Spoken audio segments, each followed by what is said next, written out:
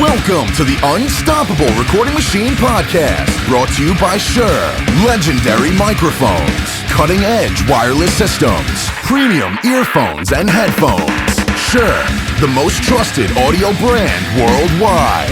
For more information, go to Shure.com. And now your host, EYAL Levy. I want to take a second to tell you about something that I am very excited about, and it's the URM Summit. Once a year, we hold an event where hundreds of producers from all over the world come together for 4 days of networking, workshops, seminars, and hanging out. This industry is all about relationships, and think about it. What could you gain from getting to personally know your peers from all over the world who have the same goals as you, the same struggles as you, and who can help inspire you, motivate you, as well as become potential professional collaborators? This year's summit is on November 9th through 11th at the Las Vegas Westin, which is just one block off of the Strip, and it's going to be even bigger and better than ever. We're anticipating even more producers, plus a lineup of amazing guests like Jens Bogren, Chris Crummett, Machine, Forrester Savell, Mike Kalajian, Dave Otero, Billy Decker, Chris Adler, Mary Zimmer, Mike Mowery, Jesse Cannon, Blasco, Jason Leckberg, Jessica Lohan, and more. And of course, our musical guest, the one and only Arc Spire. So get your summit tickets now at urmsummit.com, and we will see you in Vegas. My guest today is Mr. Steve Evetts, who's a songwriter, engineer, producer, and mixer who's touched many, many different genres and artists in his decades-long amazing career. Since the inception of that career in the 90s, he's worked with lots of people you've heard of, like the Dillinger Escape Plan, Suicide Silence, Devil Driver, The Cure, Earth Crisis, Every Time I Die, Hate Breed, Architects, and a ton more amazing bands. He's got lots of Billboard chart toppers under his belt, and he just continues to churn out incredible productions, no sign of stopping. And what I love about his work is that no matter what's going on trend-wise, his stuff always sounds like a band is playing, which is one of the things I don't like about modern production. So anyways, Steve, welcome to the podcast. Thank you for being here.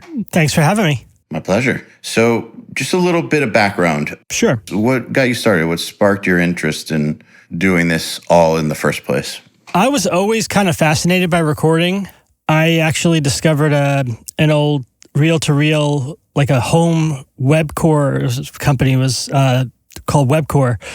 Old reel-to-reel tape machine, which was like a home recording thing, like back in, I think it was from the 50s from my parents. I found it in our attic when I was about 6 or 7, if I remember right.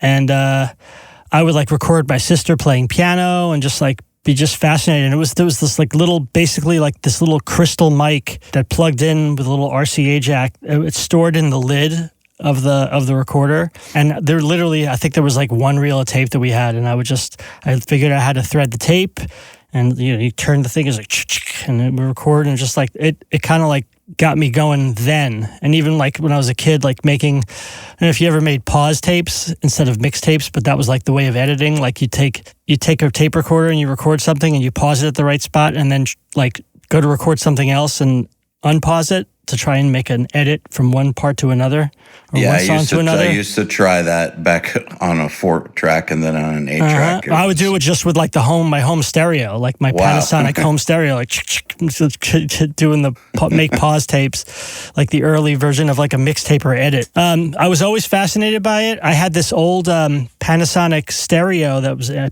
inherited from my parents too, that there was a stereo and mono switch. You could either flip it from, because back in the day, a lot of LPs were either mono. Some of them were mono, some of them were stereo. So you could actually flip it to mono. And there was actually left and right separate volume knobs for the left speaker and the right speaker. So when you put it in mono, like when I would listen to like the Beatles' White Album, it would sum both sides to mono. And I could actually, you know how like the old Beatles recordings, like a lot of times like the drums and almost all the music's in the left speaker, yep, and just the vocals are in the right speaker. And I was just like, I figured it out, like put it in mono, and all of a sudden I could turn down one side and you would hear just the vocals. And I was like, wow, it just, like I was like fascinated by it. So I was always into it. And then I think I was 13 or 14. I took my money from my bar mitzvah. And the year you became a man. The year I became a man. And I got a 4-track. I got a Fostex X15 4-track. And it was awesome because it was battery powered as well as you could plug it into the wall. I could run it on D batteries. I could go outside and record, like my neighbor Lee, my neighbor who lived across the street from me. I would record him with his motorcycle riding down the street for sound effects, and I would pan it left and right, like make my own little. I was so. Yeah, I've been into recording forever. I got into bands when I was in high school. I had this local kind of metal band that had a little bit of national success. We had a small record deal with a BMG distributed indie. When you were in high school? No, right out of high school. I was like 19, and my whole thing was, man, I hope the band makes it so I could build a recording studio. So that was just the goal. It was always, for the most part, it was the be-all, end-all. It was like, I always recorded my band's demos, like on 4-track. Had you ever gone to another producer? My band? Well, yeah. Actually, yes, because the only thing we went to was with Eric Rachel at Tracks East. That's where we recorded our debut record. Okay, awesome. And we recorded all our demos with Eric at Tracks East when Tracks East was a basement studio. It was an 8-track studio in his father's basement before he became a commercial facility. We recorded our demos, and our demos got a lot of airplay, like on the local metal college radio station. That's quite a talented dude to do your first demos with. Yeah. Oh, yeah. Was that like basically, going to recording school for you? In a way, yeah. It was really funny because we did I played on my friend John, who's this drummer who's out here now. He's a drum tech out here in LA, and we went to high school together. I played on his drum demo. Back then, people made drum demos or or recording themselves. So it was basically a drum demo of his, and I played bass on his drum demo at Tracks East, which happened to be literally 2 blocks from my house growing up in East Brunswick. He was in the next town over, this town called Spotswood, and I could literally cut through my neighbor's yard and get to Tracks East, the original Tracks East. And I met Eric when I was 16, and then when it came time I did another demo with another band with him, and he had a small setup back then in his parents' basement. It was a Tascam 38 half-inch 8-track, and a TIAC console, a Model 12 console. And we recorded, demos with him. And then when I got into the other band called American Angel, I was like, I know this guy, Eric, let's go to him. And I recorded with him. So even back then, I guess that was before he started to get better known. He was known in our scene, in our local community. That's what I was wondering. Yeah, he was in Spotswood, some of the local punk people, the bands that I wound up working with later, a band called Lifetime. Well, Ari, the drummer, was in this band called Enough before Lifetime. They recorded there, and this other hardcore band called Vision recorded there in Eric's basement. And then we did our demo. And then he wound up doing the original version of Tracks East. He moved out of his parents' basement into a facility. Didn't have a lot of gear at the place, but enough. He had a Soundcraft console and a couple of pieces of gear. An original Blue Stripe 1176. Nice. Which now I own because Eric closed the studio earlier this year. And I wound up actually grabbing a bunch of gear that I wound up literally cutting my teeth on back in the day when I first started working at Tracks East. So I have the old original Blue Stripe 1176, which is awesome. And I've got this other AKG tube mic that I wound up using on the first Dillinger record and Hatebreed and vocals and Saves the Day and so many of these records that was the start of my career. I now have that mic at my studio, which is pretty awesome. It feels it's like a full circle thing. Totally full circle. At the time when you were working with him, was the word around town about him that he would, did people think that he was going to go on to become a famous producer? It was just, he was the guy. He was the dude. There was a few local studios in town, but Eric was the best, and he's just the coolest guy ever. I mean, he's basically like a second father to me at this point, because I've known him since I was 16 years old, and we've been friends for so long now. And he definitely was my mentor. And like after our deal went south, I would like help out even in the studio when we were doing that American Angel record. I actually helped him mix, because at that time we were mixing with no automation on a console, and just all hands on deck. And I was like basically the guy. I was always the guy in the studio, like trying not to be that guy, but I'm sure I was that guy. Like always. I think like, we were all that on? guy when we were 18 or 19. Yeah, but like now I see the guy, and like I always identify that guy when like I work with a young band. I'm like, oh, you're the guy. And, he's like, oh, what's going on? How come you're doing this? Asking the questions or whatever. And it's just like, but then I'm like, wait a minute, I was that guy. I can't be mad at it, Yeah, it's weird, right? You know what? I definitely do not mind sharing information, especially if I know that they're really taking it and they're really learning from it. The big thing is when people just like now with, it's like I get questions all the time, like, "Hey, what setting would you use what compressor setting do you use on a heavy vocal?" I'm like, "What does the singer sound like? What's the music? What's the tempo?" Like, everybody's looking for a preset, and it's like, just use your ears. You got to use your ears. Man, we are in the business of, I guess, one of our big missions is to kill that. Yeah, which is kind of interesting because, doing online education in recording, especially when we first started, that was what our detractors were saying that we were. They hadn't never seen any of our content. They were just saying it's more of that preset garbage of people just trying to give people shortcuts. And actually, we try to eliminate that mentality, because I think that mentality is, it's totally destructive and it's counterproductive, and you don't learn anything. It's counterproductive. You don't learn anything, and it contributes to what you were saying earlier about, thank you for the compliment about that, a lot of the bands that I work with, it sounds like the band. It sounds real, and because that's, to me, the whole thing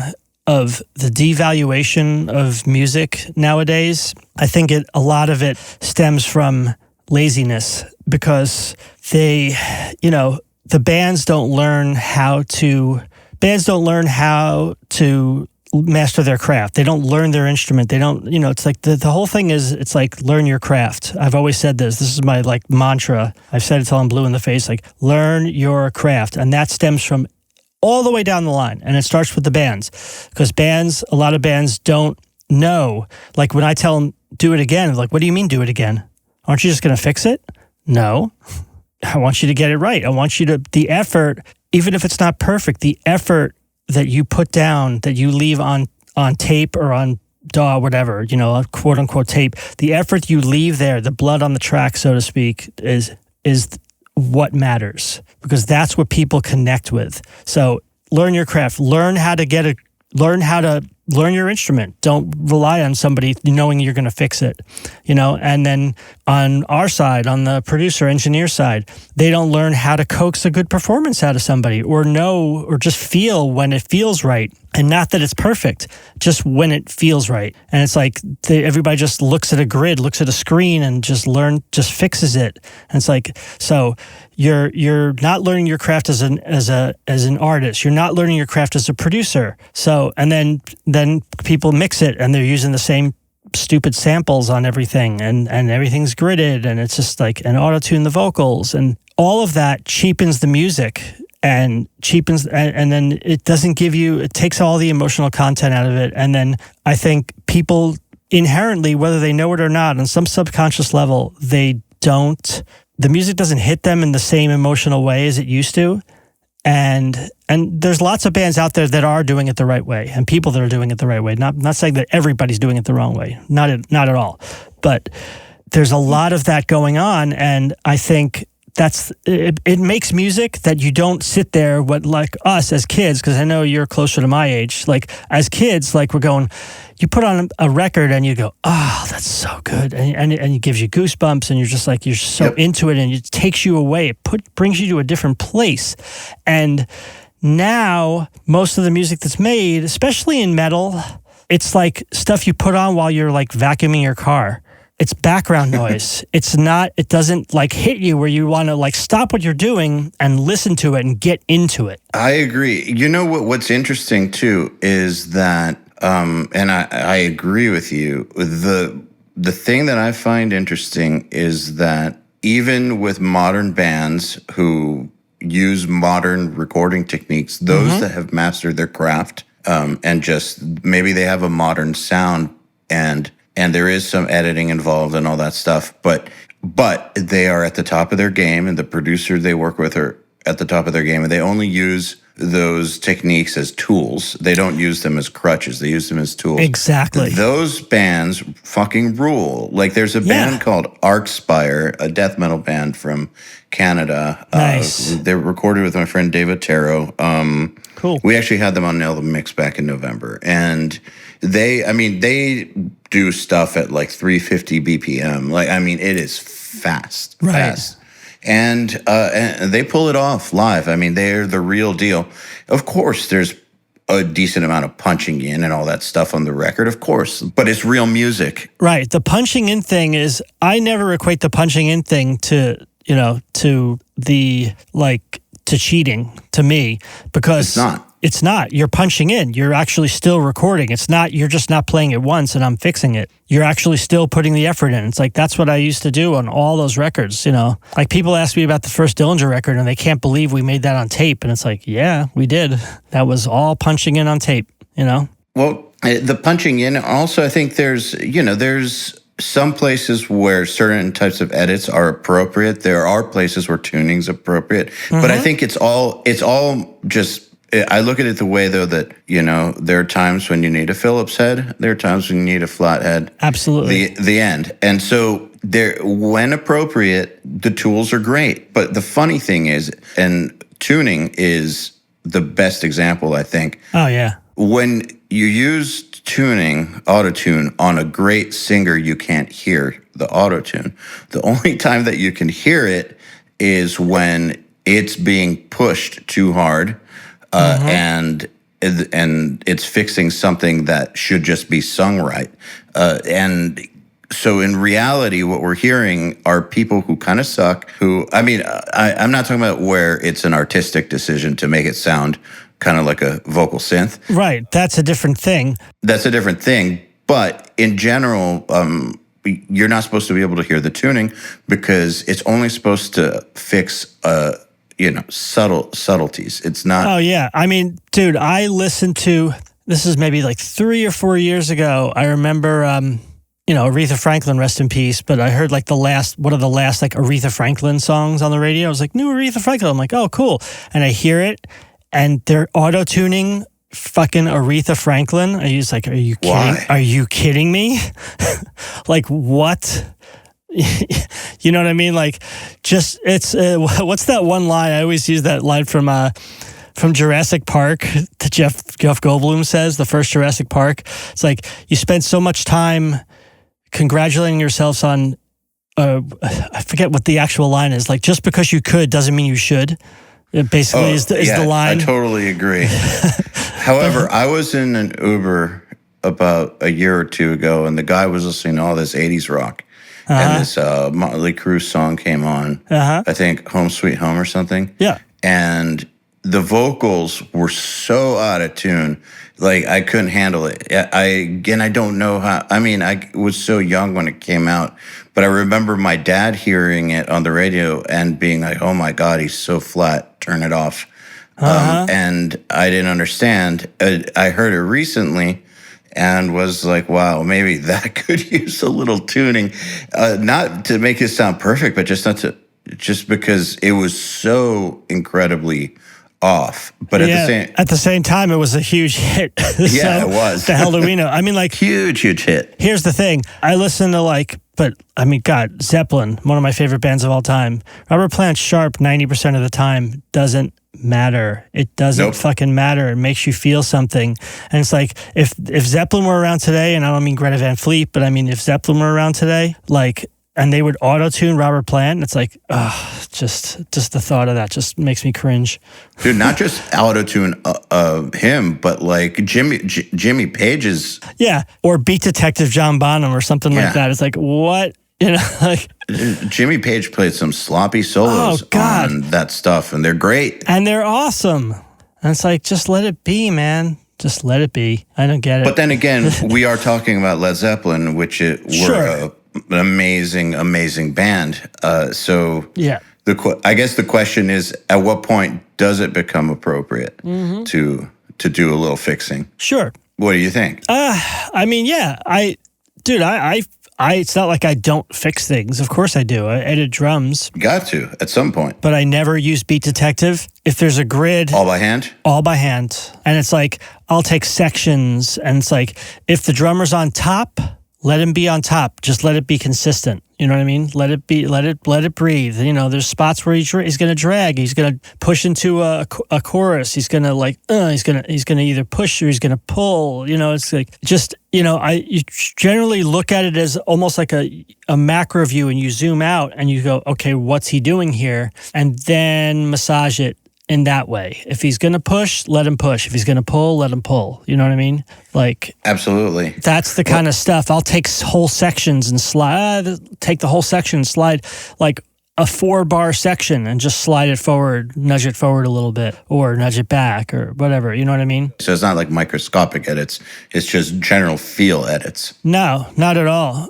It's general feel edits, you know. And I had something recently. I had some guy that I hired, a newer guy that I hired to try and do stuff on a more recent record, and it's like, just try to explain it to him, and like he's still like listening to like basically kick and snare, and it's like, well, what about the cymbal hand? You know, like you're making the kick and snare, like you put in the kick and snare on the grid now, and now like the cymbal hand is like completely dragging, and the whole feel feels completely off, and it's like you're not even listening to the actual push. You're not listening to the pulse behind the beat. You're listening to the kick and snare, like do that. But what about the what about the quarter note crashing on the ride? That's actually the swing of the whole thing. You know, like it's some of these newer guys, you have to like just show them, you know, and some of them will get it and some of them won't. Some of them just know how to use the grid, and that's about it. You know, the best editor I've ever worked with is a guy named John Douglas. John's great. I've used John. Okay. I've used John. Yep. Yeah, he's great. Actually, I've known him since he was a little kid, and I was the first person he ever edited for. And I remember when he first started, everything was just to the grid, and we worked really, really hard. To try to explain the musical side of things to him about that. He got it really, really fast. I mean, he's so talented. Well, you're a drummer, right? No, I'm a guitar player. You're a guitar player. Okay. But I took drum lessons in order to be able to understand drums. Okay. So I did study drums for a while, but guitar is my instrument. But the thing with John, that was, so after maybe like, I'd say a year of, let's just say a year of, we're always learning, but like after about a year, he got to this point where all I had to say was, I need this one tight and natural. That's all I'd have to say. Right. Or this band needs to sound like a machine. Right. And it'd come back like a machine. Or this has to be metal tight, but I still need to feel like it's a real drummer. It'd come back exactly the way. So I guess the reason I'm talking about him is because, to your point, what makes him a great editor, other than the fact that he's, really fast and knows the software inside out and just, spits them out with great efficiency, is that he understands the music. And you can't be a great editor without understanding the music and understanding what it's supposed to feel like. And so I can give him the feel instructions and he'll do exactly that. And this is why I think so many great producers hire him, because every producer has different requirements. Like he's done, I didn't know he's done work for you, but he also does work for like Jay Rustin or Mark Lewis. He's done work for Joey Sturgis. Like, well, I think all of them have been at the recommendation of Jason Sukoff. and I introduced him to Jason. Yeah.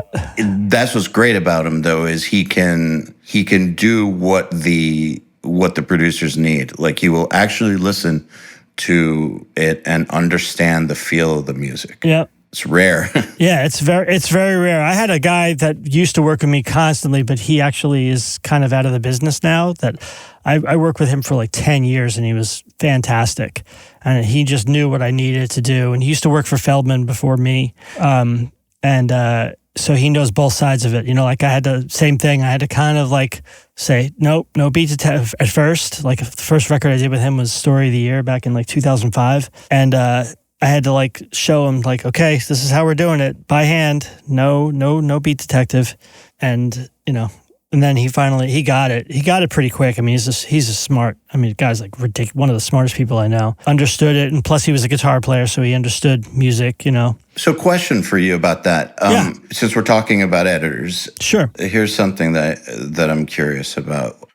So like with John, you know, since I've known him since he was a little kid, basically, and he was not a great editor when he started editing for me, but something about him made me want to just keep giving him a shot. And it sounds like the dude you're talking about wasn't great either when he started with you. What is it about somebody, in your opinion, that makes you think, if I just put some time, invest some time into this guy and be patient? Well, I don't know per se about the other guy that I tried. I tried him only on one project.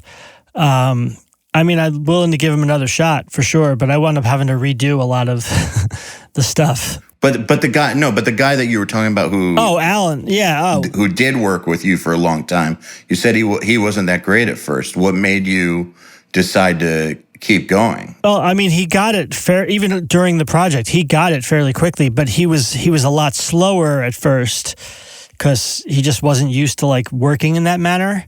You know, he was so used to like basically taking a half an hour per song using Beat Detective and putting it to a grid and being done with it. It was just, I had him assist me on the whole record, not just editing. So it's just, we got along like right away. He's just a great guy. You know, it's just like, okay, I like having him around, basically.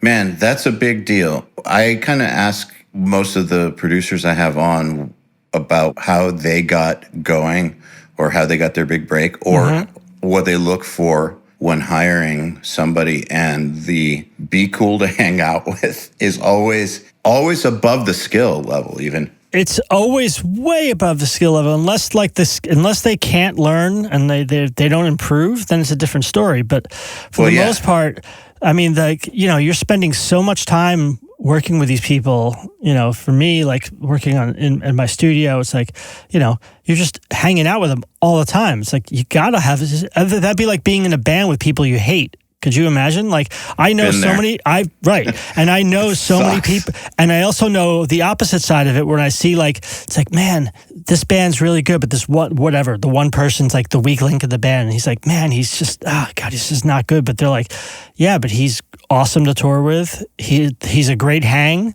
and it's like, or the opposite, the backside of that, where it's like, this guy was great. Amazing musician, but like he sucked as a person. And we lasted like 3 weeks in a tour with him because we just couldn't be in the same room with him. And it's like, yeah. Yeah. Do you remember that band Chimera? Of course. By any chance? So what I'm about to say is no secret. I mean, they put this on their DVD and stuff, so it's not like I'm talking shit about some secret. But their bass player, Jim LaMarca, was known to be a shitty bass player. I mean, again, they put this is all on shit they released. So I'm not, I'm not talking about anything that wasn't public, but he was known to be a shitty bass player. And those two guitar players, Matt and Rob, they were tight. And so it was really weird. If you just thought about it purely musically speaking, why would a band that's like razor tight have this dude who can't keep up musically? Because they like the hang. And he's the guy who socialized and like would get them in with Slayer. And he's the guy who, when everybody else wanted to go to sleep at night, he's the one who would be partying with the other bands and making contacts and helping them progress. Exactly. And so they kept him until he left, basically. Yep. One thing that I've heard, I forget who said it. I think it was actually Chase Jarvis, the Creative Live CEO, that on this topic, that your skills are assumed. So if you're going to be at the table, I guess he was talking in terms of photography. If you're going to be an option for a gig or as an assistant or whatever, they're going to assume that you've got some of the skills. But what they're really looking for is whether you understand their vision and they can hang out with you. And I think in terms of getting an assistant or an intern as a producer, what you said, I want to key in on it. As long as you know that they can learn, like obviously if they can't learn, then what are you doing? It's pointless. But if you know they can learn and they have the aptitude to get there, and there's some talent there, but maybe they just don't, maybe they just haven't had a good mentor or whatever. Right. But they're really, really cool and they can learn, boom. That's the right kind of guy, I think. Yeah, absolutely. It's so important. Just I mean, look, the reality of it is, as far as like, obviously what we do artistically and sonically is super important, but we're also, we're in a service business. We have to be, if people don't like you, they're not going to rebook with you. That's a huge thing. Massive. Yeah.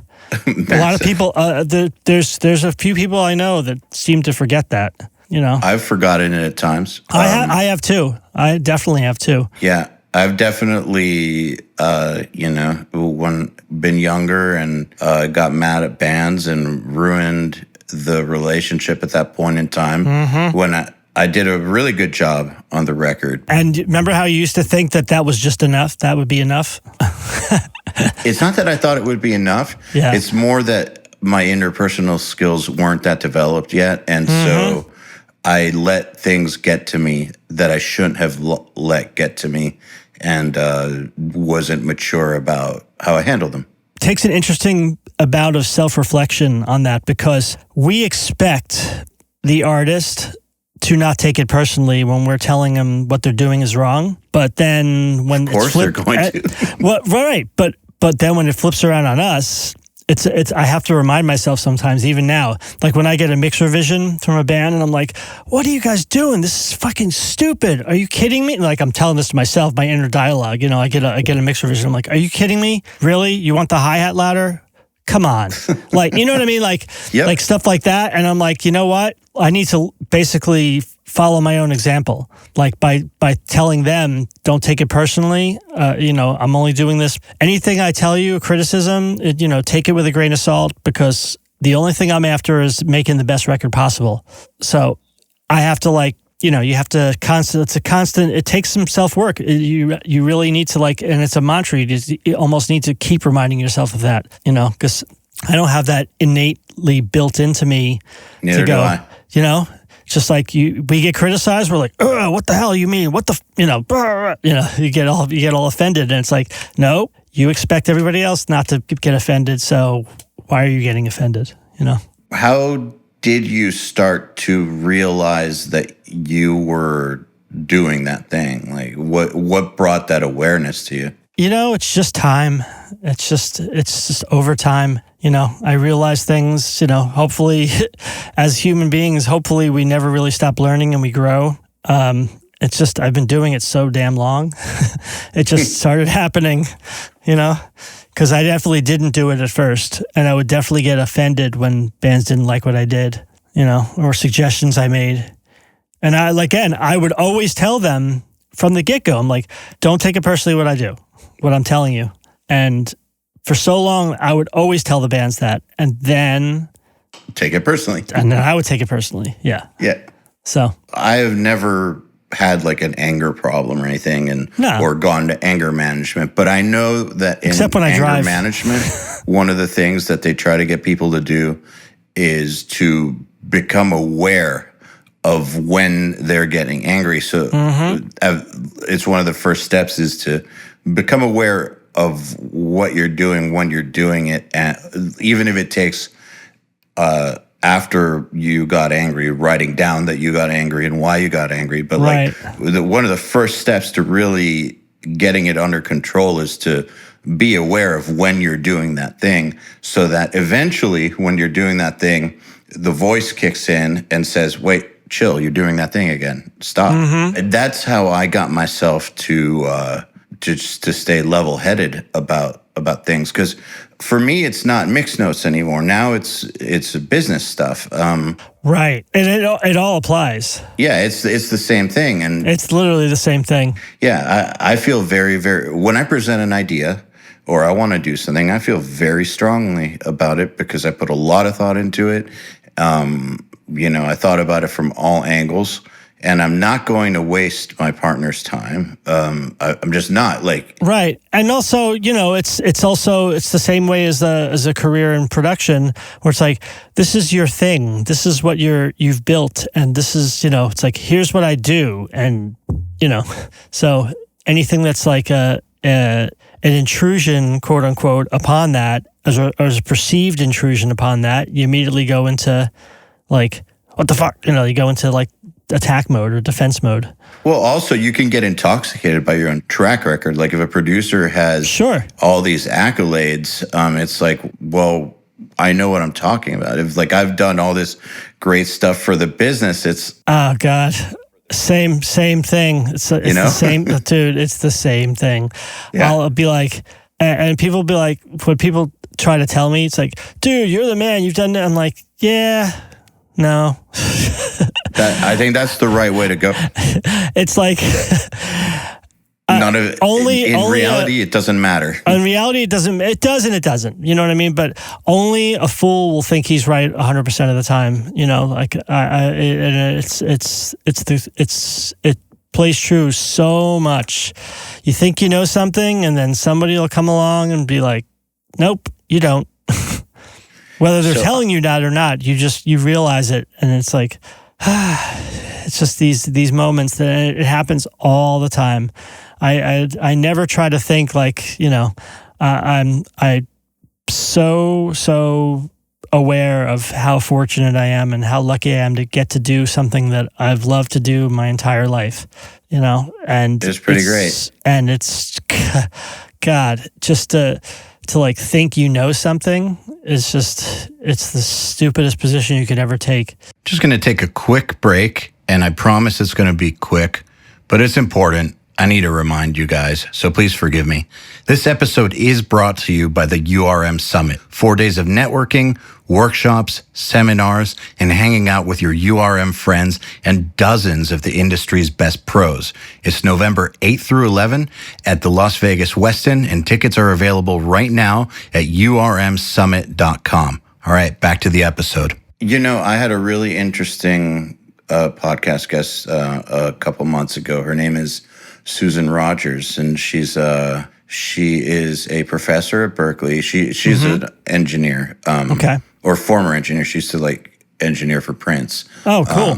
Yeah, like she's. Oh, that's where I've heard that name before. Yes. Yeah, she's done some big shit. But she's also a neuroscientist. Oh, wow. And has done a lot of very interesting research. But one of the things that she told me was that studies show that she's conducted that a trained musical brain and a non-trained musical brain, at the end of the day, don't perceive music that differently.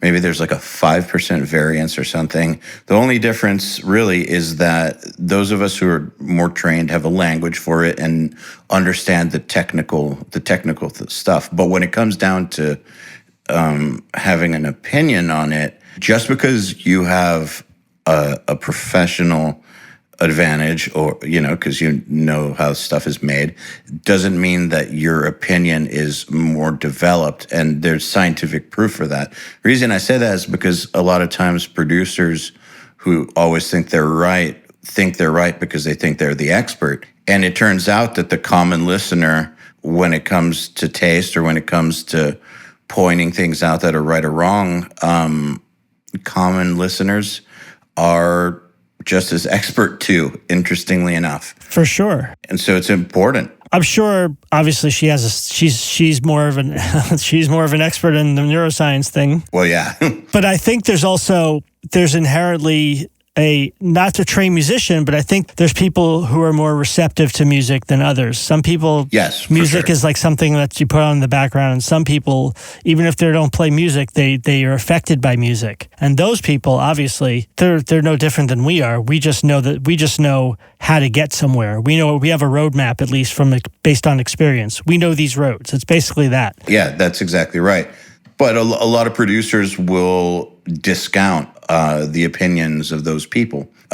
And hell no. I think, the funny thing is, like, and it's not to ever discount, in no way am I discounting, like, the females, saying like they're not trained, they're not, there's plenty of great female engineers and great female musicians, great female producers.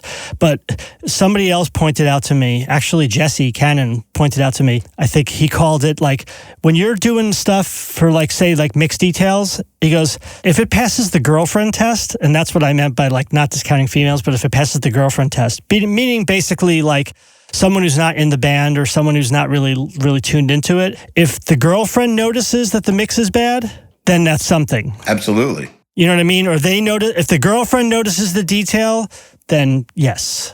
My partner Joel calls it the mom test. The mom test, the girlfriend test, right? Yeah. It could be anybody. Your bro that comes into the studio is not a musician. Just says, "Oh wow, that sounds weird." If someone that's not tuned into it points it out, and I never discount those. Like, what do you know? What do you listen to? What do you like? If the girlfriend comes in and says, "Oh, that sounds funny." It's like, well, pay attention, sure. Absolutely pay attention to that, because if someone who's not in the business notices, then maybe something's wrong. Like, don't be like, oh, what does she know? Blah, blah, blah. It's like the stupidest thing. It's, but we get very territorial about things. But then again, where's the line? Because then when someone's girlfriend, boyfriend, whatever, partner comes into a session when we're working and starts making suggestions, you should do this. It's like, sometimes my first reaction, especially years ago, my first reaction would be, oh God, really? You're gonna make a suggestion? Like, get out of here. What are you doing in here? But there's also been times where it's like, someone who has a completely outside perspective, in the same way that we as producers and engineers, when we're called to produce a band in, they come in, they want an outside perspective. So me to come in and look at the song and go, hey, what if you do this? And they're like, wow, we never thought of that. Well, if I'm expected to have that happen, then why wouldn't I take into account some rando that comes rolling into the studio and makes a suggestion? You never know. One of the first full lengths I ever did was for this local country artist. Mm-hmm. And I think it was like the second album I ever recorded. Oh, cool. And he brought for the mix, the main guy was like, my wife's got a great ear and she's coming to the mix. And you're like, oh God. Yeah, but because they sat next to me. So on one side I had him and on the other I had his wife, like literally right up in my space. Wow. And she was giving me mix notes the whole time. And she's not a musician or producer or anything. It was interesting. Her mix notes weren't that bad, though, honestly, if I'm being honest. Yeah, I mean, if it's something like, make it sound more blue, it's like, what? If it's something like that, then it's like, no. But, you never know. Like I said, you can't discount that kind of stuff because, ultimately, who are we making music for? We're making music for mostly people who don't play an instrument or don't listen. You know what I mean? It's true. So where is the line, though? If anybody knows, feel free to chime in or write, you guys, because I don't know if I'll ever know where the line is. And I don't even know if I want to know where the line is, to be honest with you. Actually, Jesse, he was telling me that that Ross Robinson, in his experience with Ross would have lots of people over and take their, if the girlfriend in the back said something, he'd listen. He would. Always would. Ross definitely likes to go to the absolute limit with that kind of stuff. Like, he actually relishes all the chaos. He would invite as many people into the control room as possible. I can't imagine. Oh, yeah. I mean, and I've done some engineering for Ross, and it's like, after a while, it'd be like, because he's drawn to very extreme personalities, so he would have just like the craziest, wacky people. And then his old studio was in his house on the beach and like literally off the sand in Venice. And there's lots of really colorful people, interesting characters that float around Venice Boardwalk. And he'd just leave the door open and people would just wander in off the street like, hey, what's going on in here? Leave the door open? Oh, yeah. He would leave the door open. Wow. And I'd be like, dude, come on, man. We got to get some work done. He's like, it's great, dude. Okay. Here we go. That is mind-blowing. Yep. Yeah. But, at the same time, I've also done sessions with him back in the day, like when we worked with At the Drive-In, where he would kick everybody out, including me. Like, I'd set up the tones and then, okay, bye. And then I'd go sit in the lounge. So, interesting. Yeah. What was the reason for that? Probably just, especially working when you work with Cedric, just to dig deep on an emotional level with him. And just, he's really good at that, better than anybody I know, as far as getting to the core of why somebody's singing what they're singing and just to get the most extreme possible emotional reaction out of them and then capture it on the mic. Interesting. I mean, that makes sense. So in those party sessions, were those during tracking or mixing? During tracking, not mixing. Okay. Yeah, during tracking. He would welcome the chaos. I mean, I've seen videos, obviously, little clips of that from Slipknot recordings or whatever, where it's just insanity. But those Slipknot records basically put metal back on the map. Yeah, I mean, for sure. They were like an explosion. And then you see the videos and it was like there was an explosion going off in that studio and then it was captured. Was that kind of the idea? That's the idea. Interesting. I couldn't work like that. I know. I hate having people around. I do too, for the most part. I like to focus on whoever I'm working with, but, everybody's got their method.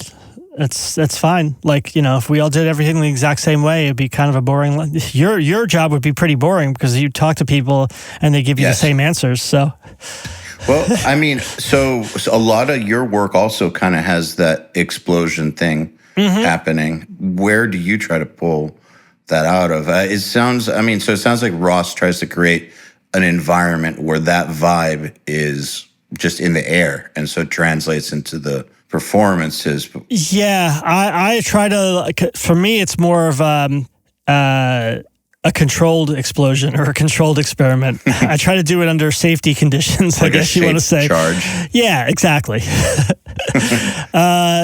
No, it's just really. But again, it's for me. It's.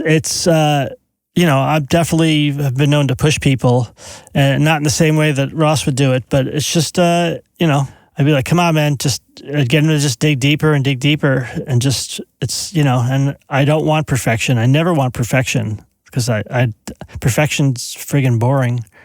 When you say dig deeper, what do you mean? It's just, like when I'm, even like for the drummers, it's like they'll do a part and it's like, well, that sounds nice, but I'm not really feeling what you're doing, and it's not necessarily hitting harder. It's just a freeing thing. Just I don't want to hear you thinking about what you're doing. That's more about more than it than anything. It's trying to turn your brain off just do it again. Let's go. Do it again. And like a lot of times, especially now with Pro Tools, it's so much faster than with tape as far as just no rewind time. I could literally just hit the space bar. No, again, no, again, no, again. Like just boom, boom, boom, boom, boom. And it's like eventually you're just doing it and it's like you stop thinking about what you're doing and you just play. And it's more like that.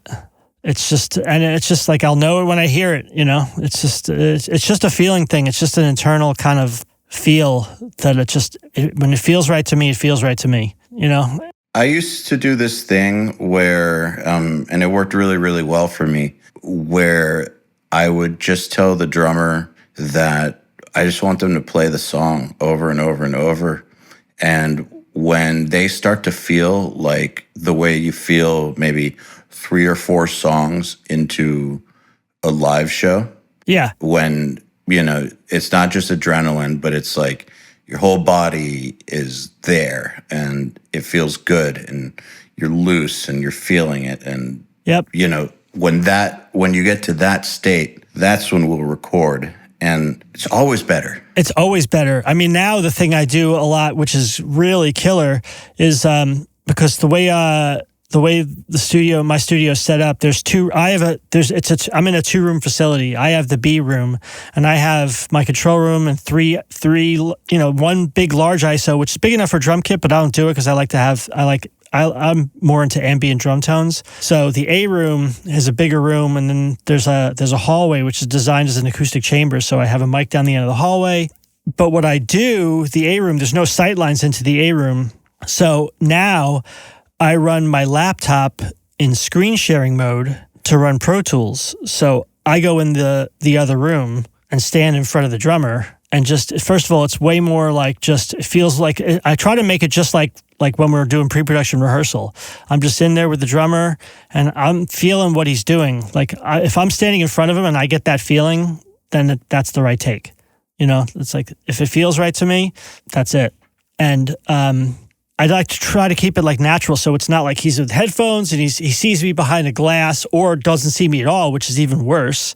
You know, like what he's probably going through his brain, like what's he thinking? Is it good? Is it not good? I don't know. Are they making fun of me? Yeah, and then the voice over the talk back, let's do it again. Like I'd rather just like stand in front of him and just be like, kind of bopping my head and be like, yeah, and like looking at him, making eye contact. And I can even like mime right before he's about to do a fill, like, don't forget that fill, you know, like, cause like when we, you know, in pre-production, like working on like, a lot of my pre-production is just working with mainly working with obviously arrangements, but working with the drums and making sure the drum parts all hit in the right way. Cause that's our foundation.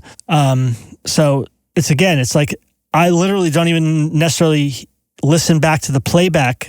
You know, we'll go back at the end and listen, but even when I'm punching, I'll be like just punching in with him, standing in the room, and it's like, that felt great. Okay, that's the one. You know what I mean? And punching, and it's great because there's really no lag with doing the screen sharing thing. There's barely any lag, so I could punch in, no problem, and I'm running, you know, basically my full Pro Tools rig just with using a screen sharing from my laptop. And then when it's come time to like overdubs on guitars and stuff, same thing. Like basically always want the guitar player to stand and play like he's playing live. And they're like, I want to sit down. I'm like, right, because you sit down live, right? That's exactly what you do. You know, it's like, does this make any sense? Like, why? I don't understand why. I mean, like, I get it. And trust me, the record is very important, especially the way I want to make the records like more of an old school approach. Like, it's super important, the record thing. The records are important. They're not just a vehicle to get people to listen to Spotify and then go see you live, you know? It's still very important. Like, the essence of the song, you want to capture that.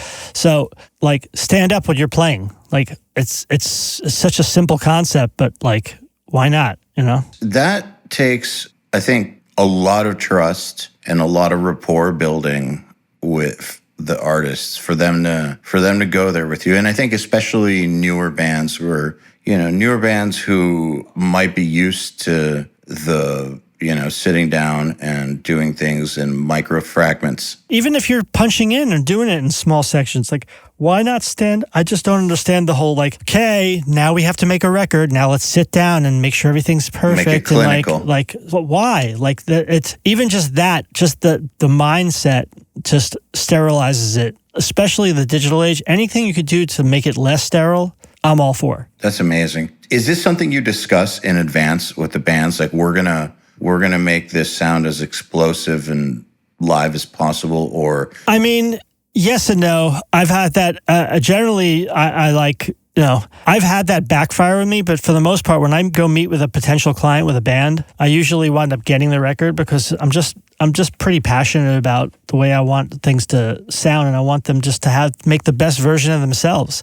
I don't want to just make it's like paint by numbers. Okay, here we go. We track the drums. Now we track the guitars. Now we track, or worse, let's track all the guitars to a programmed drums and then track the drums afterwards. Oh, God, that doesn't make any sense to me. I don't understand tracking the drums after you track everything. It doesn't make any sense. Or worse, tracking drums without cymbals and then overdubbing the cymbals.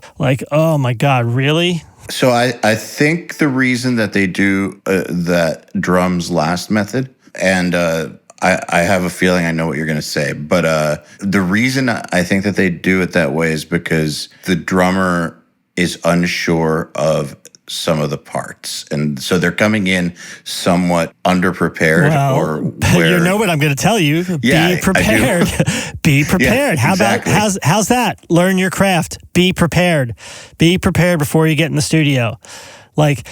How do you build a house and then build the basement last? You don't. There's no way. It's impossible. So how would you do that in the recording? Your foundation, the drums, is the heartbeat of the whole thing, is everything. I mean, I get it. I understand that people do it, but it's so alien to me. I've done it.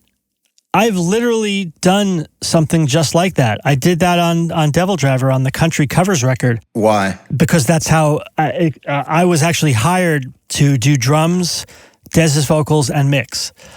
Mike and Neil tracked all the guitars and bass at home to program drums. And then Austin and I went in there after the fact and tracked drums. Oh, okay. So it was just given to you. It was given to me that way. Yeah. And it's interesting.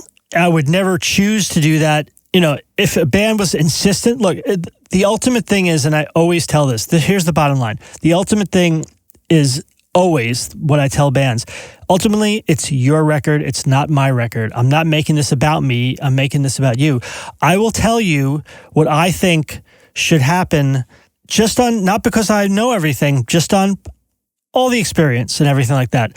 Yeah. This is, in my opinion, would make the best version of you, of your band. Take that for what it is. If you're so insistent that you want to record the drums last, absolutely, I'll record the drums last. It's, again, it's not about me. I'll make it, and I'll make that the best version of that. My whole thing is to try and just take whatever they want to do and make the best version of whatever that is. If it's within these parameters, where the drums are last, then I'll take that. I'm not going to bitch about it. I'm going to just do the best version of that. That's the whole point. So if they want to do it, I'll do it. I'll say I disagree. I'll be I think, and here's why we should do it the other way. But if you want to do it, absolutely. Again, we're in a service-oriented business. The client is our boss. Yep. They want what they want. If they want to replace all the snare drums with kazoos, I'll be I think that doesn't sound very good, but if you want to do that, I will do that. I think that's very interesting, and I wish more producers understood that. Because I think a lot of producers have the my way or the highway mentality, and also not just big pros. I see a lot in our private community that lots of people who are starting their careers, they'll learn these great techniques, and so they want to use them. Well, it's, again, they're making it about themselves. It's yes, exactly. Look what I can do. And it's okay, great. What are you going to, now you have all these tools, what are you actually going to do with it? Are you going to serve, are you going to actually contribute to something? Are you going to serve the artist, or are you just going to serve yourself? And that took me a long time. It took me a good portion of my career. Well, it takes maturity. It takes maturity. And like I said, I've been doing this a long time. And it's I've been doing this since the 90s. And it's you can't make it about yourself. It's never about yourself. If it's your project, and then it's about yourself, that's fine. but it's not your project. If I'm making an original music thing from scratch that I'm producing, then it's about me. But I'm not doing that. I'm recording another band. I'm producing another band. It's about them. So that said, being that it's about them, at what point is the vision defined? And how do you balance that? I guess, how do you balance that against, I mean, I know that you just said that you will suggest things, and if they are adamant, you'll go with, it's their record, but how do you balance? It's hard because like there'll still be things that I'll disagree with, and I'll be like, listen, are you sure? I'll be almost annoying about it. I'll be like, look, I really think all right. Eventually you're going to have to, they're the client. They want, it's one thing, it's a lot different now too, and I think to the improvement of it, where it's a lot more artist driven than it is label driven, where it's like I used to have to deal with the band, but then I used to have to deal with the management telling me that they want this in a certain direction, or the label wanting this in a certain direction. So then I have to, I'm dealing with me creatively as a producer, I'm dealing with the band creatively as an artist, but I'm also dealing with the label, pressure from the label. We need a single, we need this, we need that. I've done major label stuff, a lot of indie stuff, but a fair share of major label stuff. And it's like, you still, that sometimes comes into account, but now with artists being much more in control, I think it actually creatively is a lot more free than it used to be. Oh, I think that's one of the best things about the modern age, but still, who wins? Like when you have a situation where the artist and the label have an opposing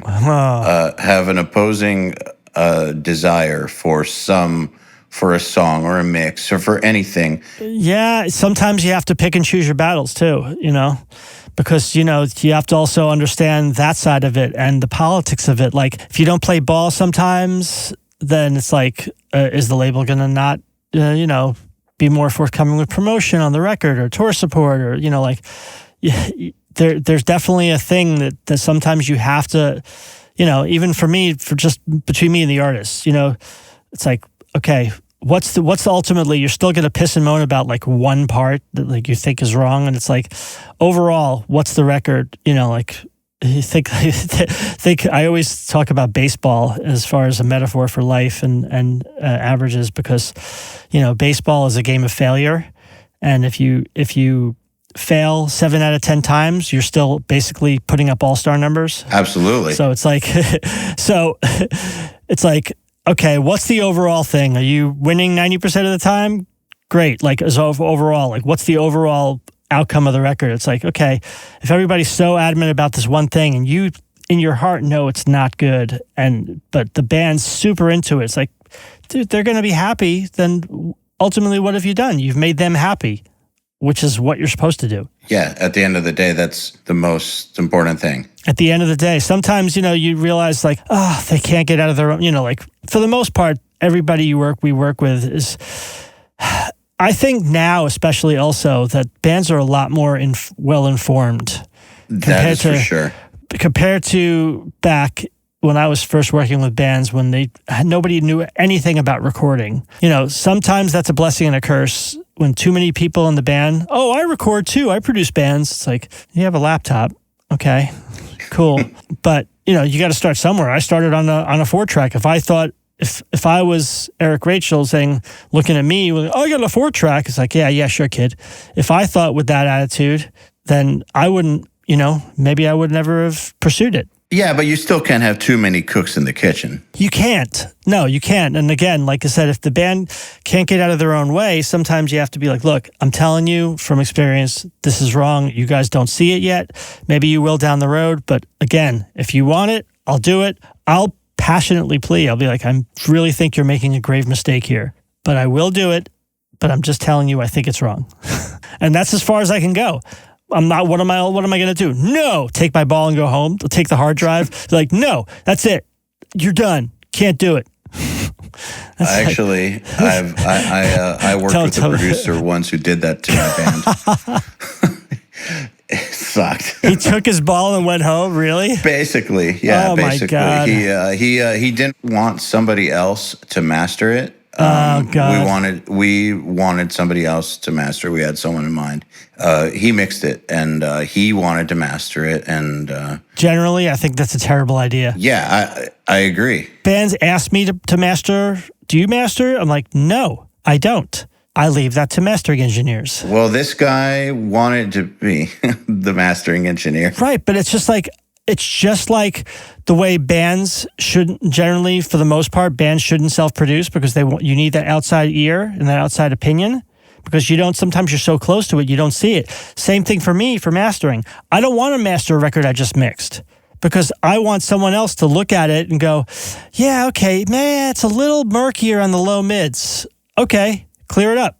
Listen back. Wow, that sounds great. Awesome. Like, I want someone to look at it from an outside point, an outside view. I want an outside ear to listen to the final thing. Like, what does it need? I completely agree. Yeah, so this guy, the way he took the ball and went home was that he destroyed the unmastered mixes. Oh my God, really? Yep. Yeah, so that I've had it happen, so... But I agree, producers should not do that. You should.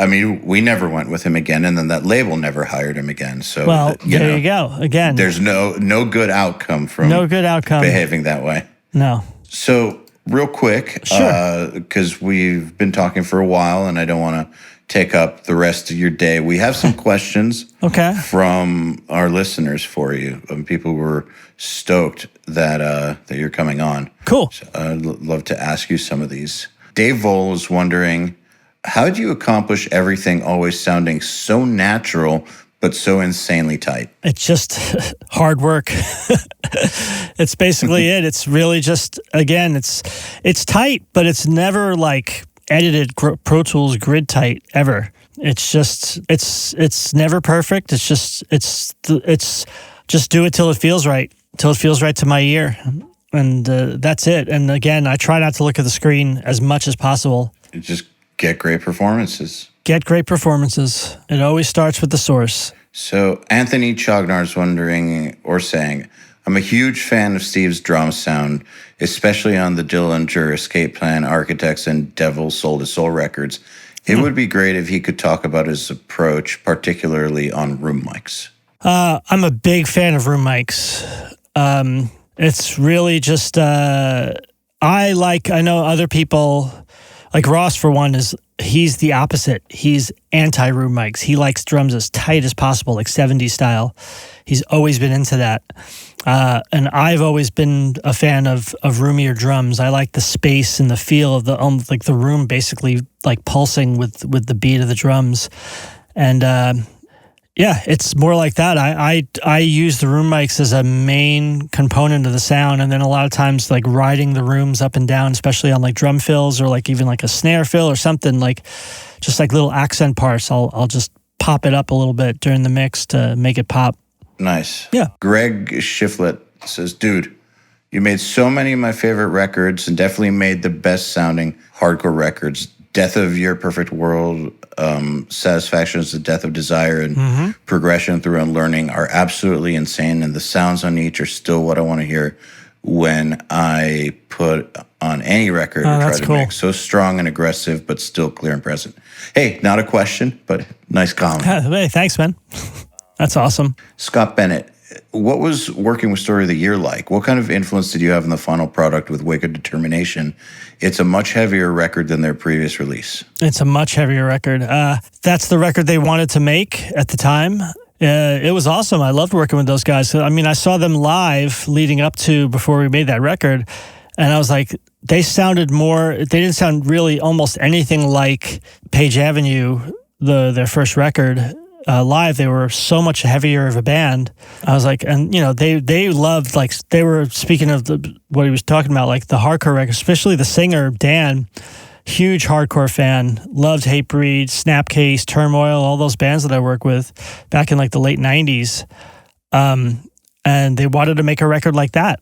Like some of their songs, like there was quite a bit of influence from Snapcase on some of their stuff, and so that was the record they wanted to make at the time. Unfortunately, it didn't sell as much as Page Avenue, but they were stoked on it. Part of the fact that the record didn't sell as well as it did was because we put it out. That was still on Maverick, and the label basically folded 6 months later after we put the record out. They wanted to make a heavy record, and we did, and I stand by it. It's an awesome record. So here's one by Drake Kent. The Wonder Years album, The Greatest Generation, is one of my favorites of all time. Could you walk us through any of the production process, specifically vocals? Well, recording Dan Soupy, it's a fairly easy process. I mean, I just have to push him a little hard, and once he gets going, it's actually pretty simple. He's so emotive in his performance that he doesn't know how to not do that. So it's just capturing the magic. It's just a matter of just hitting it till it feels right, till it feels great. That's really it. I sense a common theme in your answers that I just want to point out. Sure. Which is that the artists you work with bring it on their end. And so of course, you capture them bringing it. And without the artists bringing it, it's like, it seems like that's an integral part of your equation. Yeah, for sure. But I mean, like, another thing I've learned over the years, for sure, sometimes you have to have a heavier hand in things, and sometimes the best producing you can do is to know when to sit back and just let it happen, and don't feel the need to put your screws to everything, like, okay, I'm producing it. No, sometimes, like, man, that was awesome. Leave it the fuck alone. Just guide the process and just get to the end, get them to the finish line. That's it, Yeah, I forget who told me this.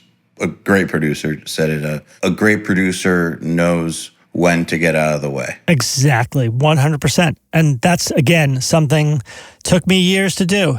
I always felt like I'm not doing enough. I'm producing it. I'm not doing enough. It's like, no. Sometimes the best producing is to get the fuck out of the way. Absolutely. So, all right, final question, and this would just be incomplete without asking this one. It's from Connor Rising, which is, how did you approach tracking on the first Dillinger album?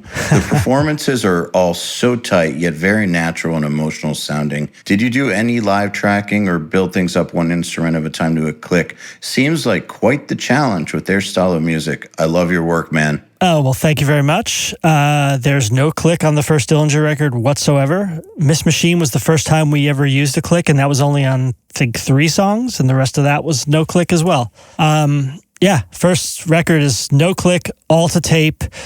The basic tracks were not the full band live, but usually just Ben and Chris, the drummer at the time, doing the first run through.